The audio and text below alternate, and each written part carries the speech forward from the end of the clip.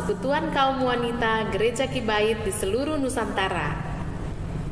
Bulan Februari identik dengan Valentine atau Hari Kasih Sayang yang biasa diperingati pada tanggal 14 Februari. Untuk itu kami mengucapkan Happy Valentine bagi kita semua. Khotbah Super PKW Gereja Kibait pada bulan ini mengangkat tema perempuan dan pendidikan anak. Sebagai istri tentu saja kita mengasihi dan menghormati suami. Demikian sebagai seorang ibu, kita sangat mengasihi anak-anak kita. Mari kita siapkan hati kita untuk mendengarkan firman Tuhan. Terima kasih. Firman Tuhan hari ini terambil dari Amsal 1 ayat 8 dan ayat yang ke-9. Firman Tuhan demikian. Hai anakku, dengarkanlah didikan ayahmu dan janganlah mengabaikan ajaran ibumu. Sebab gelungan bunga yang indah itu bagi kepalamu dan kalung bagi lehermu. Ayat firman Tuhan ini berbicara tentang tugas dan tanggung jawab orang tua terhadap anak. Dalam hal ini tanggung jawab ayah dan ibu. Ayah disebut sebagai pendidik dan ibu sebagai pengajar. Dua kata ini, mendidik dan mengajar, kelihatannya itu sama. Namun Alkitab mencatatkan hal yang berbeda. Seorang ayah berkewajiban untuk mendidik dan ibu berkewajiban untuk mengajar. Mengapa demikian? Karena mendidik di sini dalam arti mendidik dengan mendisiplin, menerapkan disiplin. Seorang ayah harus mendisiplinkan anak-anaknya. Dan seorang ibu harus mengajar. Sebagaimana ibu yang memiliki begitu banyak perbendaharaan kata-kata, namun itu tidak cukup dan tidak akan berarti apa-apa jika tanpa keteladanan atau tindakan-tindakan nyata dari apa yang diajarkan itu diwujudkan dalam perbuatan-perbuatan sehari-hari. Begitu Bu Nar. Terima kasih atas penjelasannya Bu Pendeta, bahwa ayah bertanggung jawab sebagai pendidik yang mendisiplinkan dan ibu sebagai pengajar, tidak hanya lewat kata tapi lewat keteladanan. Benar.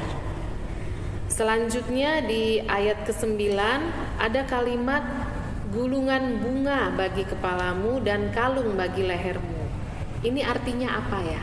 Ya, terima kasih Bu Nersi, bahwa apa yang diajarkan oleh ayah, hasil didikan dari ayah dan hasil ajaran ibu itu diibaratkan seperti gelungan bunga. Ya, saya membaca terjemahan baru 2, gelungan bunga. Dalam terjemahan baru disebut karangan bunga. Nah, saya membacakan dalam bahasa Indonesia masa kini, tertulis seperti ini. Sebab ajaran-ajaran itu menambah budi baikmu seperti hiasan kepala dan kalung memperindah lehermu. Nah, dalam firman Allah yang hidup tertulis, ajaran-ajaran itu seperti mahkota di atas kepalamu dan kalung mutiara di lehermu. Dan satu lagi dari versi mudah dibaca tertulis, seperti topi yang indah di kepalamu dan kalung yang cantik di lehermu. Jadi kedua benda ini diangkat menjadi simbol hasil pengajaran yang datang dari ayah dan ibu bagi anak. Itu bagaikan gelungan bunga, bagaikan mahkota atau bagaikan topi yang indah di atas kepala seorang anak, dan bagaikan kalung mutiara yang ada di leher seorang anak. Betapa indahnya, betapa menunjukkan identitasnya. Jadi seorang yang menggunakan mahkota, menggunakan kalung itu memiliki nilai. Siapa dia?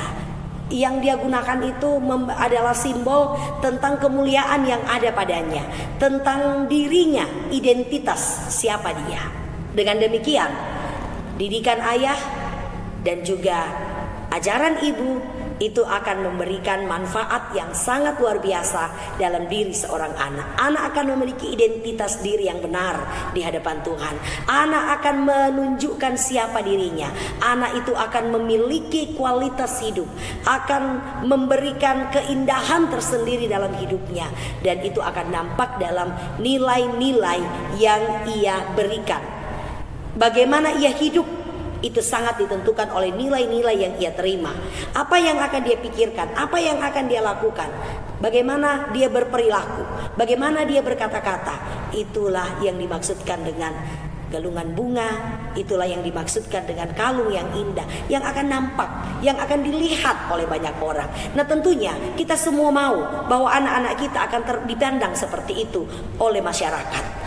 Anak-anak kita akan dipandang baik oleh masyarakat. Anak-anak yang terhormat, anak-anak yang memiliki identitas sebagai orang percaya, orang Kristen yang sungguh-sungguh mengasihi Tuhan Yesus. Dengan demikian, marilah kita sebagai ibu-ibu benar-benar kita mementingkan akan pengajaran ini. Ibu-ibu, marilah terus mempraktekkan firman Allah dalam kehidupan sehari-hari. Lakukan dengan penuh kesetiaan. Jika ibu-ibu mengajar anaknya supaya berdoa, maka ibu-ibu harus rajin berdoa. Jika ibu-ibu mengajarkan anaknya untuk rajin membaca Alkitab, tekun membaca firman Tuhan, maka ibu-ibu harus melakukannya, sehingga itu akan ditiru dengan baik oleh anak-anak. Karena anak-anak kita lebih mudah meniru daripada mendengarkan. Mungkin mereka bisa gagal dalam mendengarkan kata-kata kita, bahkan membuat seorang ibu emosi. Tetapi apa yang kita lakukan itu akan berbicara lebih kuat daripada tindakan-tindakan kita. Demikian Bu Nersi. Ya, demikianlah renungan super kita pada bulan ini. Kiranya dapat menjadi berkat bagi kita semua. Wujud menyayangi anak adalah dengan menjadi pendidik dan pengajar yang baik bagi anak-anak kita. Tuhan Yesus memberkati kita dan Shalom.